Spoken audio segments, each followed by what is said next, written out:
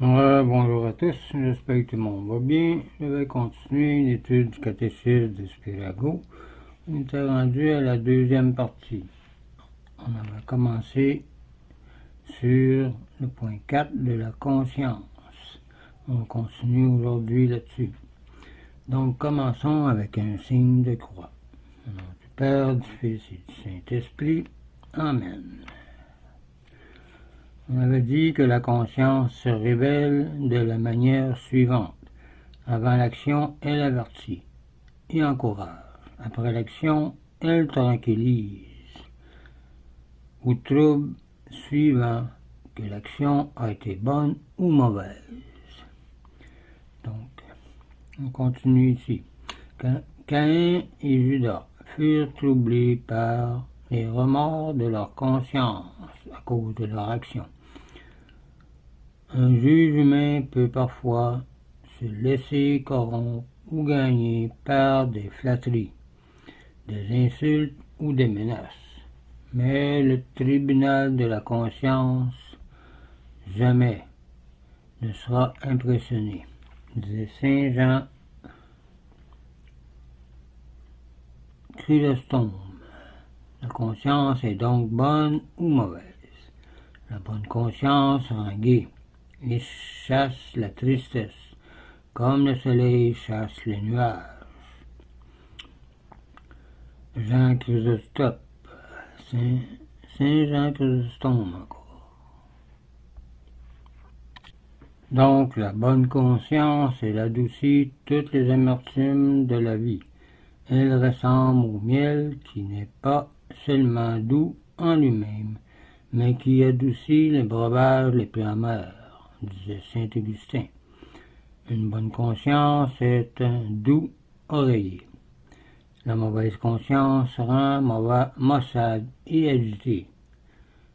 C'est un ver sorti de la pourriture du péché, disait saint Thomas d'Aquin, et qui ne meurt pas si on ne l'enlève pas, disait voir saint Marc 9, verset 43. La mauvaise conscience empoisonne toutes les joies de la vie.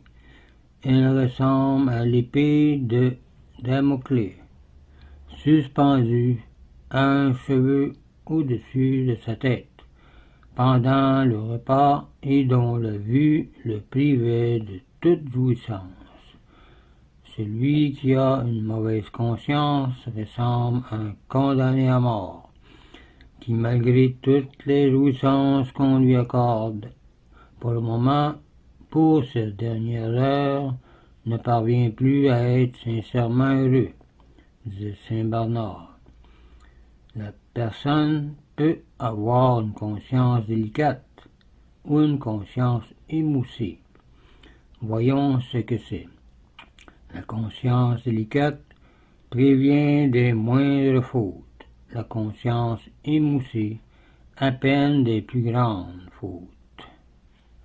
Une conscience délicate ressemble à une balance pour l'or qui révèle la moindre poussière. La conscience émoussée ressemble à une bascule à foin qui s'incline à peine sous le poids d'une livre. Les saints avaient la conscience délicate. Ils s'effrayaient de la moindre offense de Dieu, afin de lui plaire. Et Dieu les aide aussi à devenir meilleurs, car ils écoutent sa voix, par tous les moyens pour ne pas l'offenser. Vous pouvez lire Proverbe 16, versets 1 à 31. Sur la sagesse, comment Dieu agit avec le juste. Les mondains ont une conscience émoussée. Ils remarquent à peine ce qui est un péché manifeste. Néanmoins, ils attachent une grande importance à des riens. Ils passeront des mouches au crible et avaleront des chameaux, disait Matthieu 23, verset 24. Une personne à la conscience délicate est une personne consciencieux, consciencieuse. Celui à conscience qui a la conscience émoussée sera une personne sans conscience.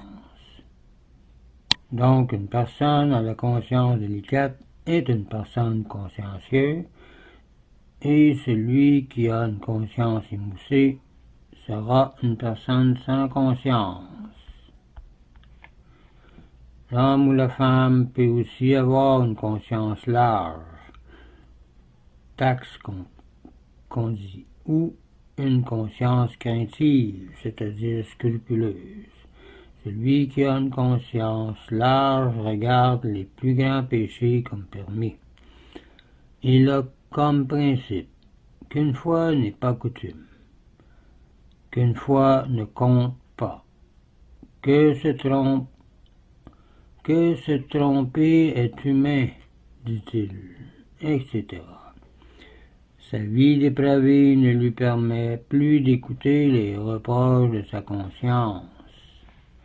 De même qu'un homme qui habite près d'une chute d'eau ou près d'un chemin de fer s'habitue peu à peu à leur bruit et dort ensuite très bien quand même, disait Saint Vincent Ferrier. On s'habitue à tout, mais ça veut pas dire que cela est bien ou bon. Car dans Proverbe 14, verset 12, ou même dans le chapitre complet, surtout le verset 12, c'est dit « Telle voie paraît droite à un homme ou à une personne, mais son issue, c'est la voie de la mort. » Celui qui, au contraire, a une conscience scrupuleuse, considère même des actions permises comme défendues. Un scrupuleux ressemble à un cheval ombrageux qui s'effraie de l'ombre d'un arbre ou d'une pierre, comme si c'était un lion ou un tigre, et qui s'expose ainsi tout l'attelage au plus grand danger,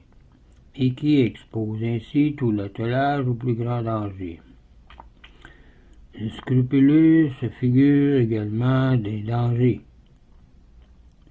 où il n'y en a pas, et tombe alors facilement dans la désobéissance et le péché, disait Scar. Le scrupule ne vient pas ordinairement de l'ignorance, mais d'une sensibilité maladive qui trouble la raison. Le fond de tout scrupule est l'orgueil, ou la racine, disait Saint François de Sales. Tout scrupuleux est timide et par là même ne peut devenir parfait. Il ressemble à un soldat peureux qui n'a pas le courage d'affronter l'ennemi et qui rend les armes avant l'attaque. Un scrupuleux ne doit pas s'arrêter à ses doutes, car ceux-ci ressemblent à de la poix ou de la glu, qui s'attachent d'autant plus qu'on cherche à les détacher, disait Scar encore. Le scrupuleux doit mépriser ses scrupules et faire le contraire de ce que le scrupule lui défend, disait saint Alphonse de Liguori. Il doit obéir exactement à son confesseur, sans quoi il ne guérira pas et risque même de devenir fou, disait saint Alphonse de Liguori. Le scrupuleux doit se méfier de son jugement personnel et de sa manière d'envisager les choses, et même y renoncer complètement. Ainsi, disparaîtront ces scrupules qui résultent le plus souvent de l'orgueil et de l'attachement opiniâtre à ses idées, disait Marie Latasse. Celui qui veut faire de grandes choses pour Dieu doit se garder d'être pusillanime. Si les apôtres l'avaient été, ils n'auraient jamais entrepris la conversion du monde entier, disait saint Ignace de Loyola. On ne doit pas agir contre sa conscience, sinon commet une faute contre soi-même. La conscience n'est pas autre chose que la loi, appliquée en cas concret. Celui qui agit contre sa conscience agit donc contre la loi. Saint Paul dit que celui-là pêche qui agit contre sa conviction. Voir Romains 14, verset 23.